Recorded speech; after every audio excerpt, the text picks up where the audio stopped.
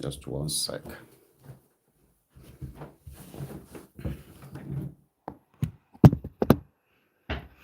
So YouTube wants me to make a video like this, right? Where I can probably just talk for a few minutes. Okay. So I've decided to use that for, my freestyle kind of Sunday sermon, right?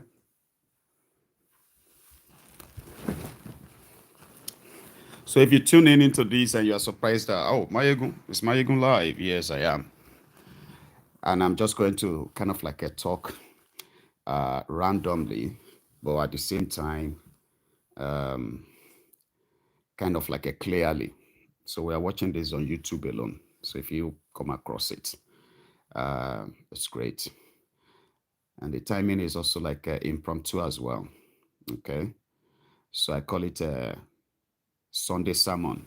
Do you know the usual Sunday sermon where we sort of like touch it, touch on happenings and at the same time point out the culpability of other people, especially people who complains about the situation of that contraption, and while at the same time they are only complaining simply because they are not benefiting from the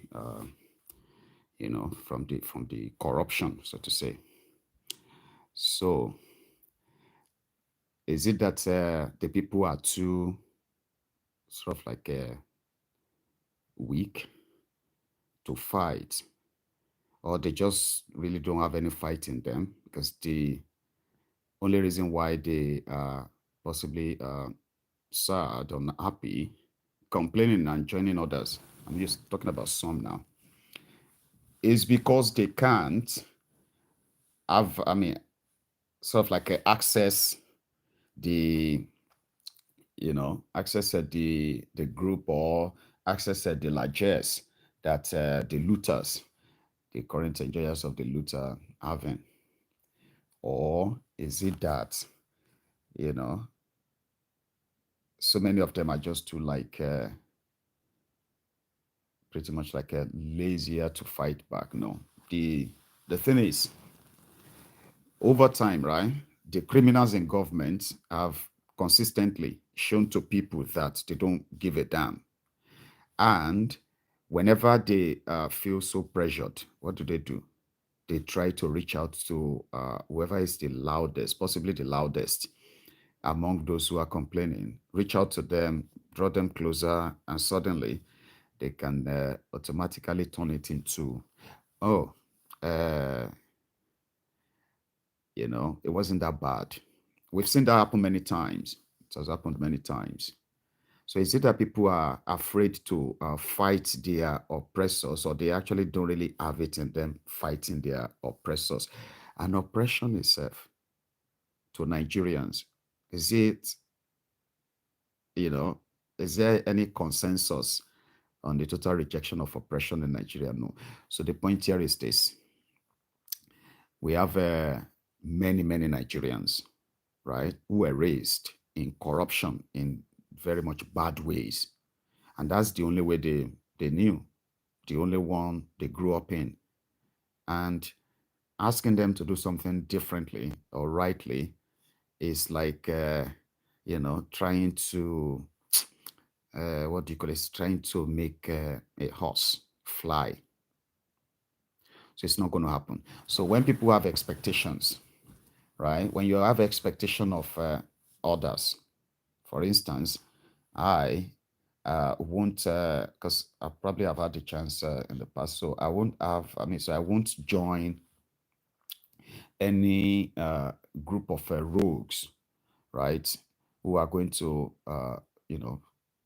take advantage, who are pretty much taking advantage of the public, using the government fund, the government this, right, to sort of like, feather their own nest, kind of, right? So I won't be part of that. And there's a chance that there's 100% chance that if I get preview of any, like I would probably speak up, like speak out.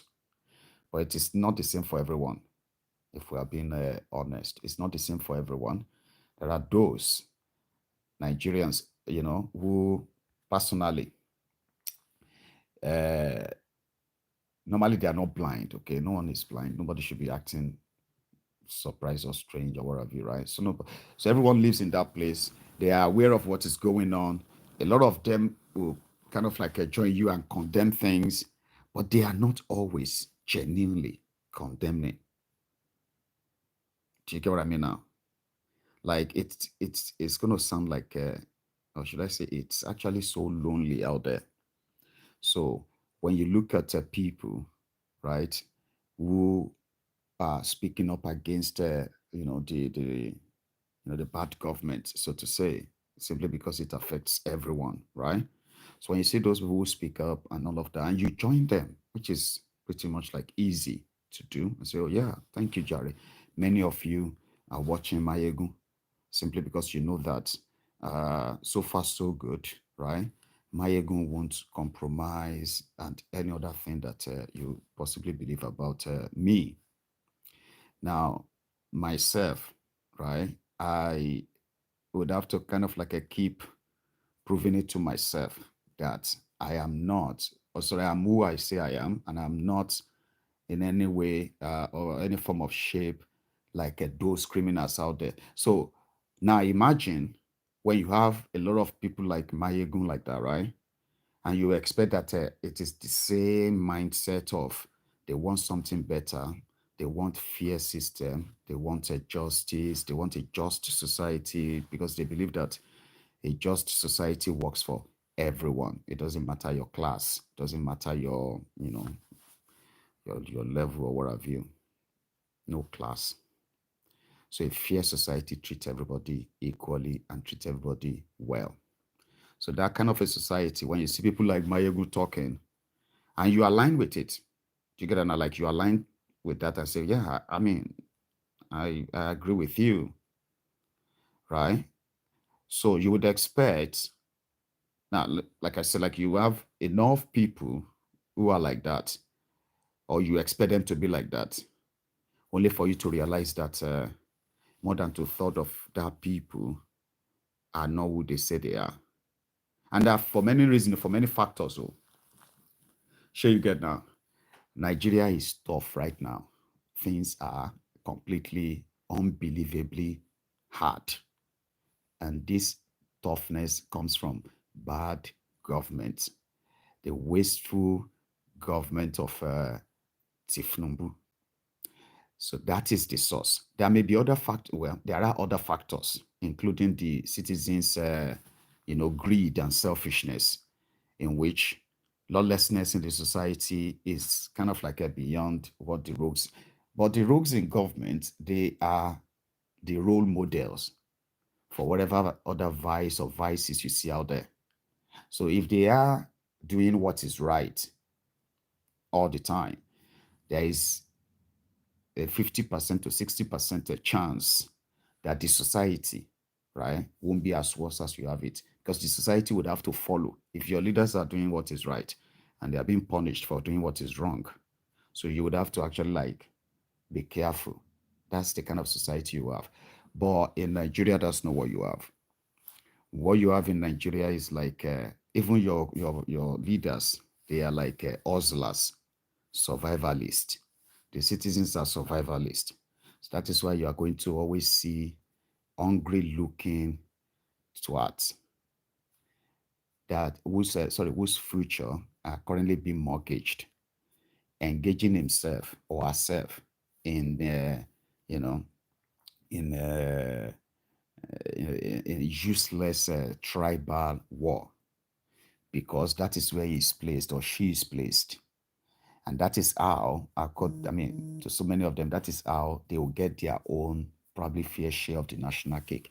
So on Sunday sermon of Maiyegun's diary, Politico, it is ideal to remind you that when it comes to nation building, the responsibility for building a country lies with, you know, the citizens, not necessarily the leaders alone, because the leaders, if they go greedy and become so selfish and self-centered like you have in Nigeria, right?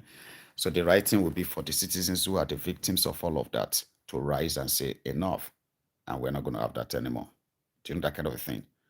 But when you have the citizens, or some of the citizens who are pretty much like voluntary slaves, like their own parents, because if your parent did what is right, if you are watching me from Nigeria and you are a Ronuku, it is beyond saying, "Oh, I have my own political choice. It is my choice." It is your choice. Do you understand? Like when politics happens, right? You have the right to choose what you want. That's why they call it democracy, even though it's absolute nonsense, right? But let's say you have democracy, and then you choose your leaders, and then they messed up, like you have currently seen. You don't go about doubling down in such a way that you have become among those who are like the most accursed people on social media, online and offline. Is you hear people cry about how the policies of the government or the party you supported, how their policies have ruined them. You are an example of how their policies have ruined people. But because of peanuts or whatever it is they are offering you, you automatically just like, pretend that it is not that bad.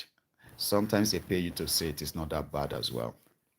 You know what I mean now? So you're like doing yourself in the long run. They're not doing anyone other than yourself. Because the criminal government will come and they will go. But the what do you call the damages they will leave behind will outlive them. Currently, apart from the fact that you have more unemployed and unemployable people in that contraption, right?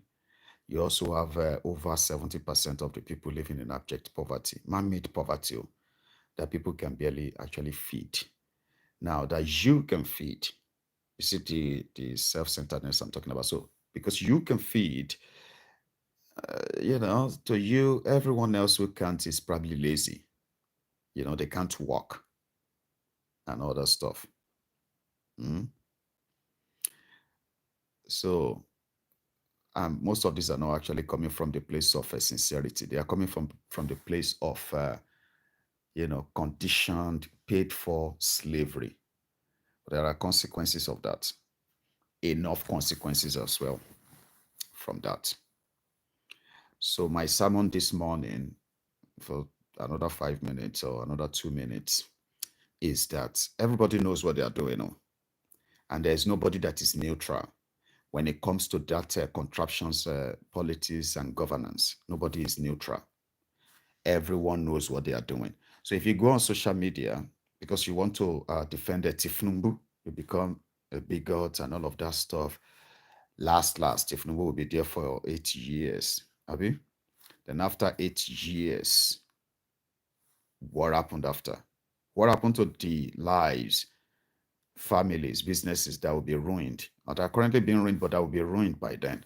What do you think will happen to them?